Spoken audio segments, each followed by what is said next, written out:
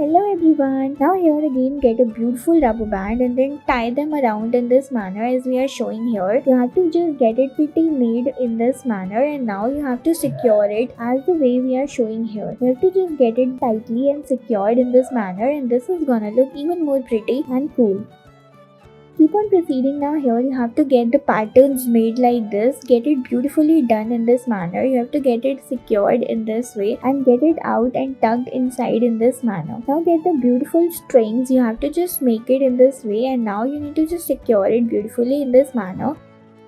Proceeding in this way, let's see what are we gonna do next. You have to just get a bun made and then interlock it tightly in this manner. From the middle you need to just secure it in this way and now you have to make the braids like this and then tightly secure it in this manner. Further you need to just get it done beautifully and get a ribbon made. Cool, right?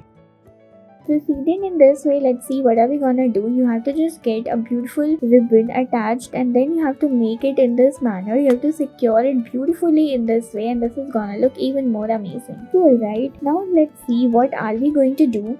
You have to just secure your hair tied beautifully in this way from either side and then you need to secure it like this. This is gonna look amazing. I hope guys are enjoying our video. Thank you guys for watching our video.